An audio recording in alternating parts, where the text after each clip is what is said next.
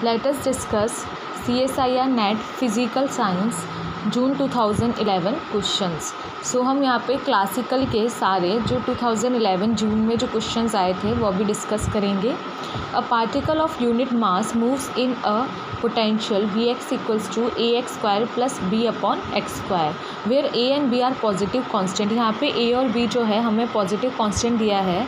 The angular frequency of small oscillation about the minimum of potential is, और हमें बताना है कि एंगुलर फ्रीक्वेंसी कितना होगा।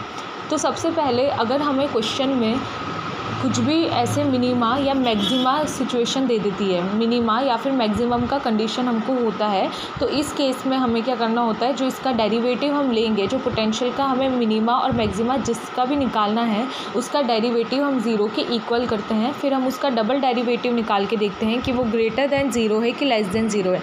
अगर डबल डेरिवेटिव जो है वो ग्रेटर दैन ज़ीरो हो जाता है तो ये कंडीशन ऑफ मिनिमा हो जाती है, और अगर double derivative less than zero होता है तो वो कंडीशन ऑफ मैक्सिमा हो जाती है। यहाँ पे ग्राफ है, ये ऊपर हमें मिलता है मैक्सिमा जहाँ पे अनस्टेबल इक्विलिब्रियम मिलता है, और ये कंडीशन है मिनिमा के जहाँ पे स्टेबल इक्विलिब्रियम भी obtained. So condition for equilibrium क्या होती है कि जो फोर्स होगा वो ज़ीरो होगा। So F is equals to we know that minus delta V, here V is the potential, और इस डेल को जो अगर हम यहाँ पे आर पे अगर वो आर के रिस्पेक्ट में वेरी कर रहा है तो minus del V upon del r. Angular frequency formula is omega is equals to under root के by m, where k is equals to del square V upon del x square at x equals to x not. X not is a point where we get the condition of minima. we want to find ना minimum of the potential. So first of all we were doing, इसका जो potential दिया हुआ है उसका हम यहाँ पे डेरिवेटिव करेंगे, और वो डेरिवेटिव हमें यहाँ मिलेगा 2ax minus 2b upon x cube. फिर इस डेरिवेटिव को जब ज़ीरो के इक्वल रखेंगे तो यहाँ पे हमें x का वैल्यू फाइंड आउट करना है। जो x equals to x not है तो यहाँ पे हमें एक्स नॉट मिलेगा। So ax is equals to b upon x cube which is equals to, यहाँ पे इधर मल्टीप्लाई होगा तो x4 equals to b by a। So from here we can get x square is equals to plus minus root b by a. If del square v upon del x square for at x equals to x naught is greater than zero, यही condition होती है condition of minima के, कि ये जो value है वो greater than zero हो जाए। So del square V upon del x square हम यहाँ पे निकालेंगे तो हमें जो कंडीशन मिलेगा वो इस इक्वल मिलेगा 8a के। अब 8a we know that positive है, so it will be greater than zero. So this is the condition of minima. और क्वेश्चन में भी हमें यही दिया था कि frequency of small oscillations about minimum of the potential. So हमने यहाँ पे मिनिमा निकाल लिया पोटेंशियल का। आफ्टर दैट हम यहाँ पे डायरेक्ट वैल्यू रख देंगे, omega is equals to under root के by M, so which is equals to under root M is 1 because in the question it was been given as unit mass, a particle of unit mass. Unit mass means उसका mass 1 है। सो यहाँ m का value हमें 1 है, और जो k है उसका वैल्यू हमने जो लिखा था del square V upon del x square. ये del square V upon del x square जो है के का वैल्यू है, और ये वैल्यू हमें 8a मिली थी। So under root 8a, so omega is equals to root a। So option number B is your answer. यहाँ देखना, option number B is the answer. Next question of June 2011। The acceleration due to gravity g on the surface of Earth is approximately 2.6 times that on the surface of Mars. So according to question, जो हमें यहाँ पे acceleration दे रखा है अर्थ का वो 2.6 times है acceleration of Mars. Given that radius of Mars is about 1/2 of the radius of Earth, जो radius होगा मार्स का वो हाफ होगा अर्थ के रेडियस से, ये हमें क्वेश्चन में गिवन है। The ratio of escape velocity of earth to the Mars, हमें यहाँ पे एस्केप वेलोसिटी का रेशियो निकालना है अर्थ का और मार्स का। सो एस्केप वेलोसिटी का फॉर्मूला होता है अंडर रूट 2gr, और ऑर्बिटल वेलोसिटी का फॉर्मूला होता है v not is equals to root gr। So यहाँ पे हमें एस्केप वेलोसिटी बोला है, और एस्केप वेलोसिटी का हमें आके निकालना है रेशियो निकालना है अर्थ और मार्स के रिस्पेक्ट में। सो एक बार हम देखते हैं इसका डेरिवेशन एक्स्ट्रा में। ये हमारे पास अर्थ है और यहाँ पे कोई हमारा ऑब्जेक्ट होगा जिसका मास स्मॉल m है। सो फोर्स जो होता है, फोर्स वो क्या होगा g upon r square. Okay, जहाँ पे जो ग्रेविटी, वो force due to gravity, acceleration due to gravity जो होगा g, वो किसके इक्वल होगा, फोर्स पर unit mass, force upon mass. तो ये यहाँ पे अगर हम फोर्स का वैल्यू रख देंगे तो हमें g का रिलेशन मिल जाएगा gm बाई आर स्क्वायर। ये हमें मिलेगा Gm/r²। एनर्जी कंजर्वेशन अगर हम लगाएंगे तो initial kinetic energy plus initial potential energy, initial kinetic energy plus initial potential energy will be equals to final kinetic energy plus final potential energy. So initial kinetic energy is half mv square minus Gm/r is equals to 0 because final energy should be 0 for conservation. ये जो final होगा उसका energy kinetic और potential वो कितना मिलेगा हमें 0. सो यहाँ से हम क्या लिख लेंगे half mv square is equals to Gm/r. So escape velocity will be equals to this √2gr. यहाँ पे अगर हम इस VE is equals to √2gr में जब हम ये इसका रेशियो निकालेंगे अर्थ के रिस्पेक्ट में और मार्स के रिस्पेक्ट में तो हमें मिलेगा √GERE/GMRM. और यहाँ से हम इस रिलेशन से इनका वैल्यू लिख देंगे तो हमें velocity of earth divided by velocity of Mars मिलेगा √5.2 जिसका वैल्यू है 2.3. So it's option number C 2.3. Next question. The Hamiltonian of a system with n degree of freedom is given by h is equals to q1 to qn and p1 to pn, comma t with an explicit dependence on time. Which of the following is correct? इनमें से कौन सा value correct है अगर हमें यह Hamiltonian दिया हुआ है जो एक्सप्लिसिटली टाइम से डिपेंड कर रहा है. Different phase trajectories cannot intersect each other. अगर हमारे पास डिफरेंट फेज ट्रेजेक्टरीज हों तो वो एक दूसरे को इंटरसेक्ट नहीं कर सकती है. ये ऑप्शन बिल्कुल गलत है क्योंकि अगर हमारे पास डिफरेंट फेज ट्रेजेक्टरीज है so they can intersect each other no because same phase trajectory same के लिए वो इंटरसेक्ट नहीं कर सकती है पर डिफरेंट के लिए दे can intersect. Hamiltonian always represent total energy of the system and is constant of motion. So constant of motion, we have to find the constant of motion. We can't say by this. The equations q1 dot equals to del h upon del pi, comma pi dot is equals to minus del h upon del qi. Here qi is nothing but the position operator and p is the momentum operator. So are not valid since it has explicit time dependence. No, these equations are always valid. Any initial volume element in phase space remains unchanged. कोई भी हमारे पास volume element होगा phase space में वो unchange रहेगा in magnitude under the time evolution. So option number D is correct because by Livius theorem the phase volume occupied by a collection of system according to the Hamilton's equation of motion does not change and it will preserved in the time. So ये Liouville theorem था कि कोई भी हमारे पास phase volume अगर कोई occupied करता है कोई system according to the Hamilton equation of motion does not change and it will be preserve with time. So वो जो रहेगा फेज वॉल्यूम वो चेंज नहीं होगा वो टाइम के साथ में प्रिजर्व रहेगा. सो अपने ऑप्शन ए बी एंड सी गलत हैं and option number 3 is correct. Option number D is correct.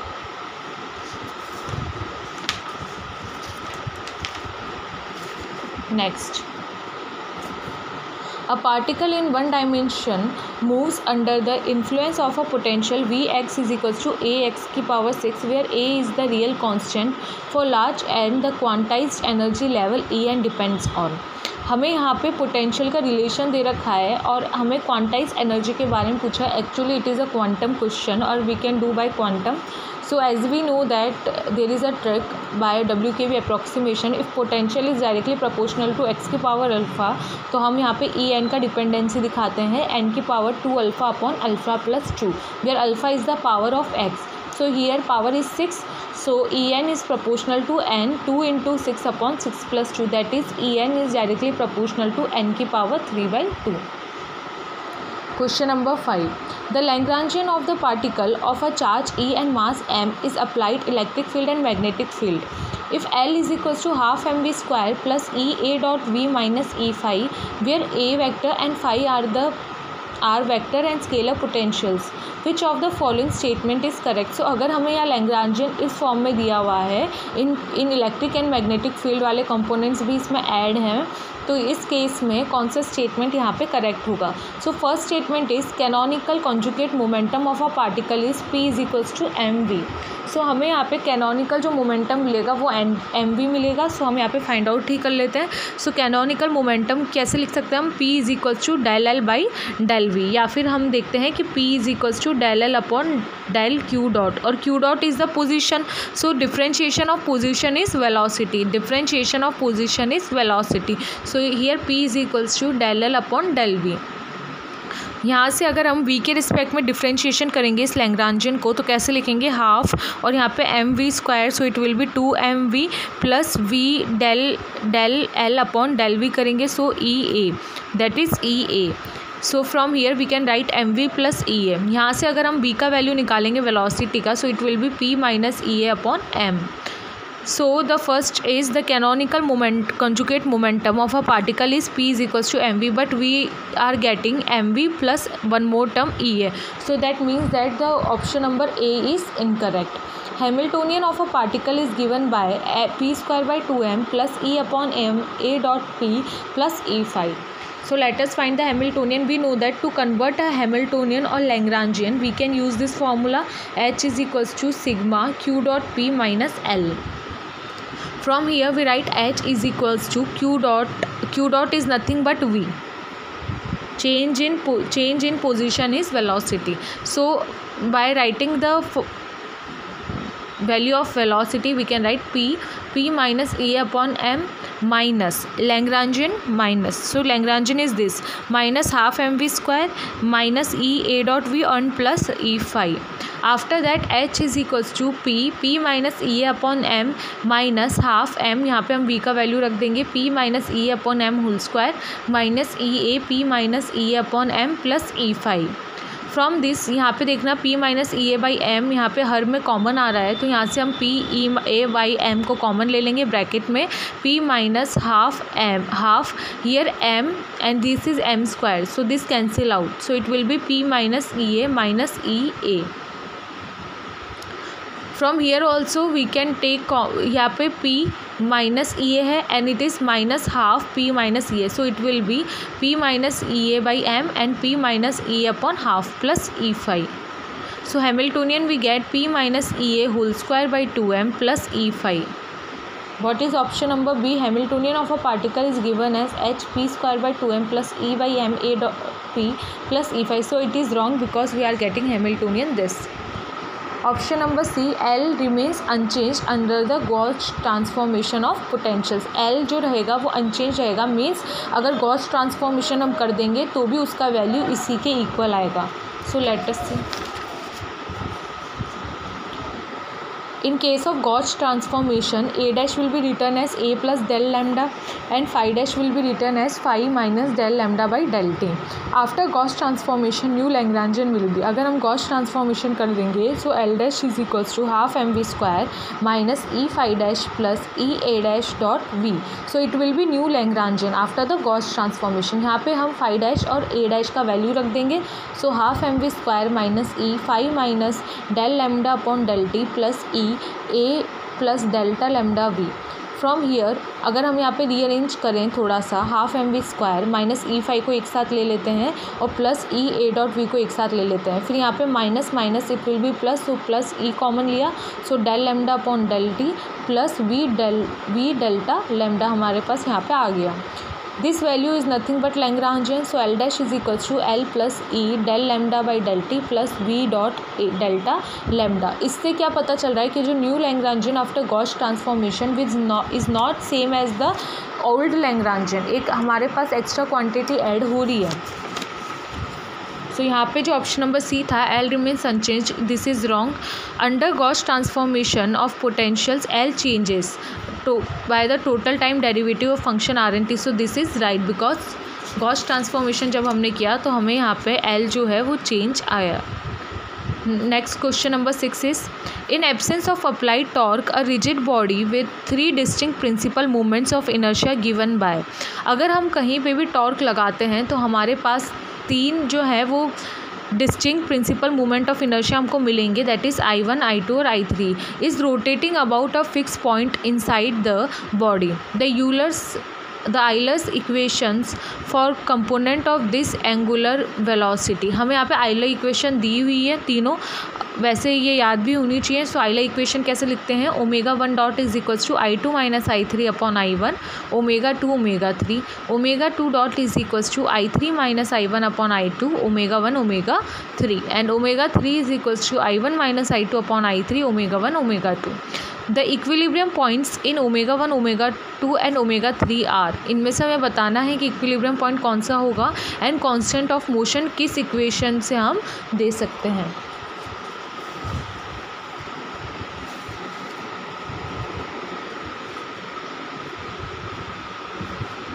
यहाँ पे ही हमारे पास आइलर इक्वेशंस हैं जो क्वेश्चन में ही गिवन थी।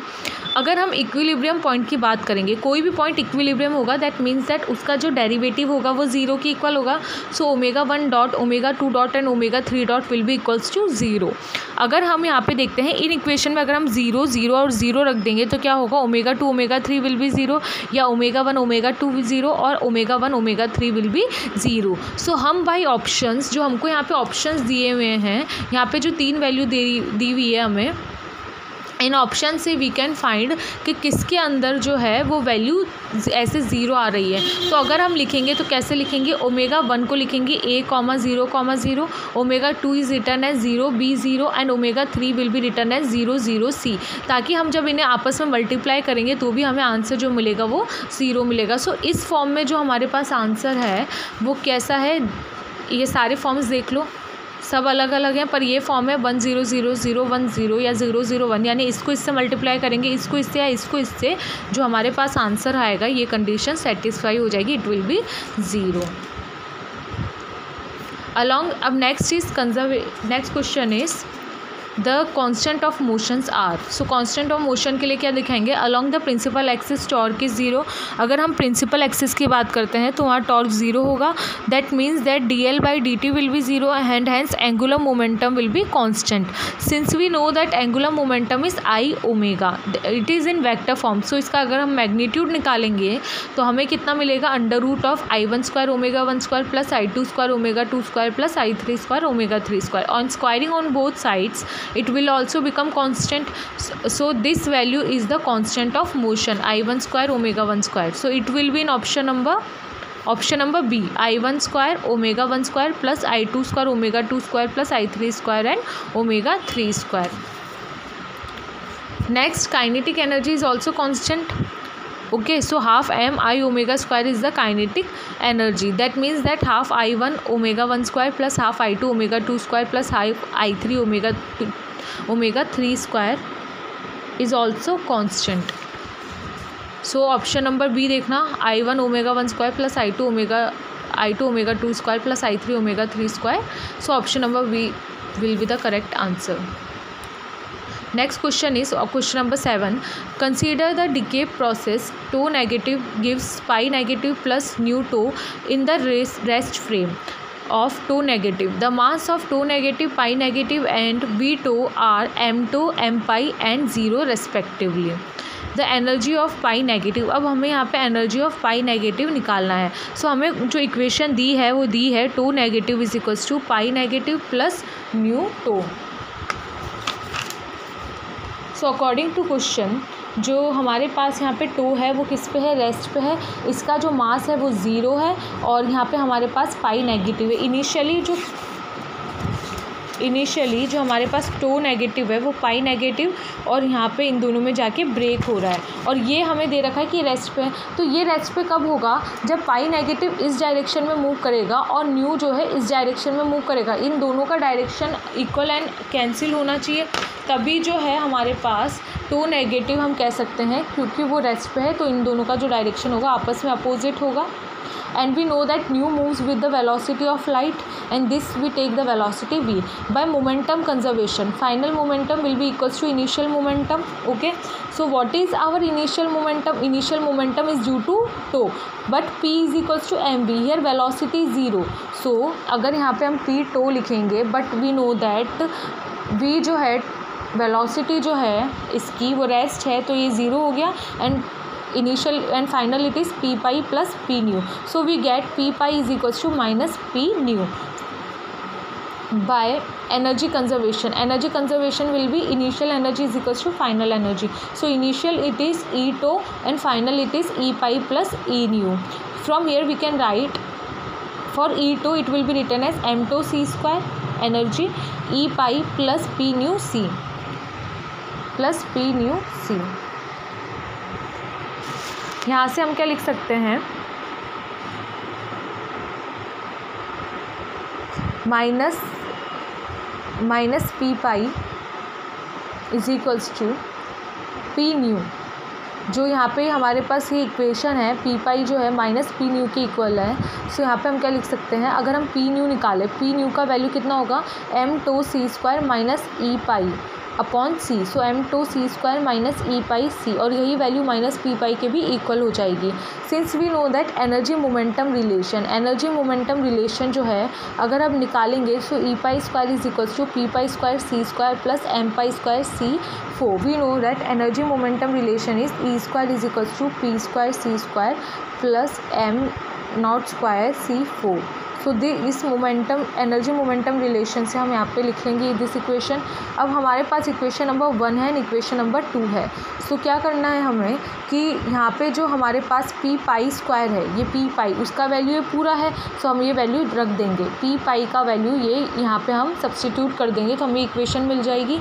यहाँ से जो कैंसिल होगा हम कैंसिल करेंगे और हमें जो ई एनर्जी है ई पाई वो मिल जाएगा M two square plus M pi square C square upon 2m two. ये रहा M two square plus M pi square C square upon 2m2. So ये इक्वेशन हमें यहाँ ऑब्टेन्ड हो गया. Next it will be, since we know that momentum is p equals to mv and energy is E mc square. So on dividing these two equations we get v upon c square is equals to p upon e. From here we get velocity is equals to pc square upon e. So v tau will be v pi equals to, अगर हम यहाँ पाई के लिए लिखेंगे p pi c square upon e pi, and we get p pi का जो value था वो ये रहा. यहाँ पे हम पी पाई का वैल्यू सब्स्टिट्यूट करेंगे, फिर ई पाई का वैल्यू जो है वो यहाँ पे जहाँ ई पाई है वहाँ पे जाके ई पाई का हम यहाँ पे वैल्यू लिख देंगे. और जब हम इसे सॉल्व करेंगे सो हमें यहाँ पे जो है वेलोसिटी ऑफ पाई मिल जाएगा M two square minus M pi square C upon M two square plus M pi square.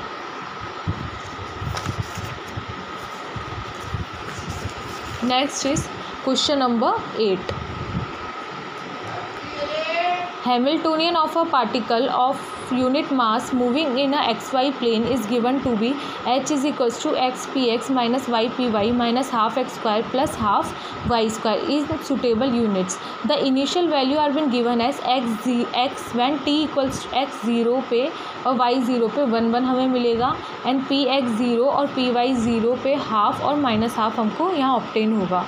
During motion of the curve traced out by the particle in xy plane and px py plane r. सो हमें बताना है कि जो इनका curve होगा वो straight line मिलेगा या स्ट्रेट लाइन हाइपरबोला और इलिप्स और both hyperbola. Here Hamiltonian is given. So by equation of motion we can find x dot will be del h upon del px and y dot will be del h upon del py. After that we get x dot का value हमें x मिल गया है. So x dot can be written as dx by dt equals to x. Integrating on both sides, इस x को हम यहाँ denominator में ले आएंगे, इनका इंटीग्रेशन करेंगे तो हमें मिलेगा log x is equals to T plus C and x is equals to we can write, हम यहाँ पे कैसे लिख सकते हैं, x इज इक्वल्स टू हम लिखेंगे c e की पावर t. x को हम क्या लिख सकते हैं, c e की power t. This is equation number 1. Y similarly Y dot जो है वो माइनस वाई के इक्वल है. So D Y by Y is equals to minus D T. So log Y is equals to minus T plus log C dash हम यहाँ पे ले लेते हैं. यहाँ पे भी आप ले लो लॉग सी. ओके, सो यहाँ पे क्या होगा, ये इधर चला जाएगा तो log C by X is equals to T. So X by C, log x by c is equals to t. So x upon c is equals to e की power t, and that we can write as x is equals to c e की power t, that is equation number 1. After that we get y is equals to c dash e की power minus t by the conditions that are given in question. अगर हमारे पास x 0 और y 0 पे 1 1 हमको मिलेगा. सो यहाँ पे अगर हम t का वैल्यू जो हमारे पास इक्वेशन नंबर 1 और 2 दिया है, यहाँ पे हम t का वैल्यू कितना रख दें 0, तो x 1 मिलेगा और y 1 मिलेगा. इस इक्वेशन में रख के देखेंगे यहाँ 1 मिलेगा और ये 0 पे, तो c 1 मिल जाएगा और c dash will also we get 1. So the new equation will be x is equals to e power t and y equals to e की power minus t. Multiplying both the equations we get x of y is equals to 1. That is this equation is known as equation of hyperbola. Next we will do px dot is equals to minus del H by del X. पहले हमने x dot के लिए लिखा था, अब same equation हम px dot के लिए लिखेंगे, हैमिल्टन्स इक्वेशन. एंड हमने यहाँ py डॉट के लिए भी यहाँ पे निकाल लिया है. सिमिलरली हम इसका क्या करेंगे, डिफ्रेंशिएशन करेंगे by using an integrating factor. यहाँ पे इंटीग्रेटिंग फैक्टर 1 है, सो यहाँ पे e की power integral dt, so it will be e की पावर t. सो इस इक्वेशन को जब हम सॉल्व करेंगे लीनियर डिफरेंशियल इक्वेशन को, we get this equation. First के लिए ये मिलेगा और जब ऐसे ही हम ये सेकेंड इक्वेशन को सॉल्व करेंगे so we get this equation. इसमें हम वापस से कंडीशन रखेंगे जो हमें यहाँ पे कंडीशन दी हुई है कि जब t 0 रखेंगे तो px हाफ हो जाएगा और py it will be minus half. ये इक्वेशन हम जब यहाँ पे सॉल्व करेंगे और रखेंगे और इनका मल्टीप्लाई करेंगे so we will get px अब p. ये हम कर सकते हैं ना, ईजी है, ये दोनों इक्वेशन है. यहाँ पे t 0 रखो तो c का जो वैल्यू है वो 0 आ जाएगा बिकॉज यहाँ पे कितना आ जाएगा, px it will be half. px कितना है, हाफ. कंडीशन अगर अपन रखेंगे और यहाँ पे e की power 0 is equals to half plus c. So half half cancel each other, that means that c will be 0 and c that will be 0. So new equation will be this. So px into py जो है वो क्या होगा, px into py इनका multiply होगा दोनों का. सो अगर हम यहाँ पे दोनों इक्वेशंस को px और py को मल्टीप्लाई कर दें, ये जो px है और py को है वो अगर हम दोनों को मल्टीप्लाई कर दें, सो इनको मल्टीप्लाई करने के बाद हमको कितना मिलेगा, it will be px py is equals to minus 1/4. It will be minus 1/4. So this is also the equation of hyperbola. Last question of June 2011 is two gravitating bodies A and B with masses ma and nb respectively are moving in a circular orbit. Assuming that mb is very very greater than A and that radius of the orbit of body A is pa.